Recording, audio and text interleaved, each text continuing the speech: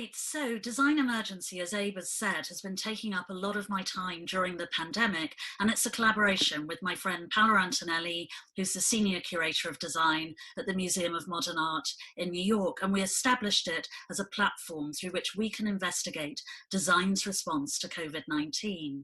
Now, my own research into this began right at the start of lockdown on my Instagram feed, and in week one, I decided that for a week I would post every day about an innovative and ingenious form of design in a pandemic.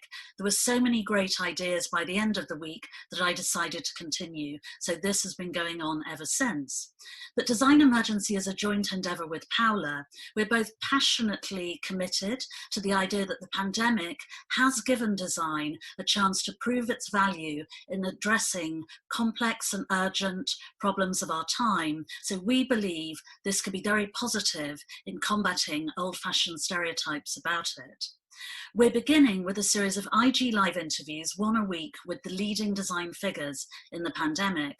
And to start, we interviewed Michael Murphy, co-founder of Mass Design Group in Boston, a leading humanitarian designer, and the architect of this, the Butaro District Hospital in Rwanda, built after the Ebola epidemic there.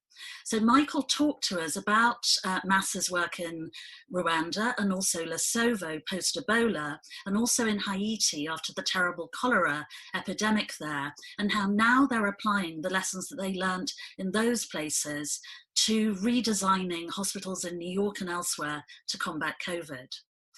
The next IG Live was with Alyssa Eckert, the medical illustrator at the Centers for Disease Control and Prevention in Atlanta, Georgia, who with her colleague Dan Higgins designed this. This is the CDC's official medical illustration of the cause of COVID-19, known everywhere in the world, including, I'm imagining, by these two girls in Kenya as the spiky blob.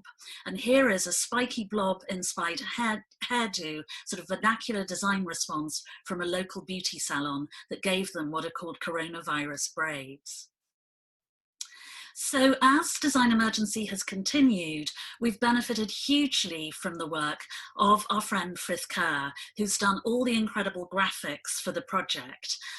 Frith, who's the founder of Studio Frith in London, gave us a design identity that Paula and I both believe perfectly captures the spirit of everything we want to achieve with the platform. One of our features is Pick of the Week, where we choose a design intervention that we really feel has contributed to the design debate on COVID-19. And our first was the fantastic feature in The New Yorker on the ventilator design wars, which have been a key design feature of the COVID-19 crisis.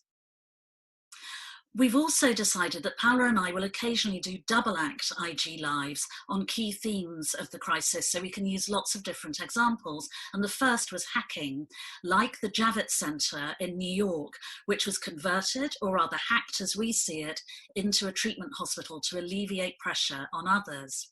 Another brilliant example of vernacular hacking in design in the crisis are these police helmets made by a local artist, Gautam, in the Indian city of Chennai. And this particular police officer, raising awareness of the dangers of COVID, also, as you can see, has a shield and also a lance. But there have been some tragic visualizations of COVID-19, and this is a particularly dreadful one from a casino parking lot in Las Vegas, as it was being converted into a wholly inadequate makeshift shelter where people who'd been evicted from a nearby homeless shelter were expected to sleep for the night. Luckily, there was such an outcry that the city had to provide a proper shelter. Now, another defining theme has been collaboration. So we did an IG Live with the Belgian designer Dries Verbruggen of Unfold, who formed or co-founded a huge collaborative network in Antwerp of creatives from the design and fashion community. Next up was the brilliant Italian information designer Federica Fragapane, who's been experimenting with data visualization, specifically to probe COVID-19's preponderance to prey on the most vulnerable members of society. And Frederica has applied this in many different fields during the crisis. And one is this project for the Overseas Development Institute in London on the role of asylum seekers, refugees and migrant workers in the crisis, specifically because so many of them are making major contributions as key workers. Now, the next important theme that we decided to analyse as a double act was symbolism. So Paula and I each chose our favourite examples or least favourite examples of design symbols that we believe will define the crisis. And one of our favourite ones was the homemade coronavirus piñata, which people have smashed up cheerfully all over the world. And another fantastic pick of the week was the New York Times feature on how to hug during a pandemic, a brilliant example of how instinctively and unknowingly we redesign our behaviour to do something we've all longed to do under lockdown, have a lovely human hug. But there are tragic symbols of the pandemic too, and this is one of them. This is the face of Amy Gould, a British nurse working in a hospital in Doncaster after 13 hours of a critical care shift. Now, this is the damage that poorly designed PPE has caused to her face, the chafing and the blisters. But an increasingly ubiquitous symbol of the crisis is the China aid symbol that you see on shipments of medical supplies and food to countries all over the world. And this to us signifies an important geopolitical shift, the acceleration during the pandemic of China's progress in ousting the United States as the dominant global superpower. So what's coming up next? Well, immediately on Thursday, we'll be looking at an extraordinary ventilator design project in Herat in Afghanistan.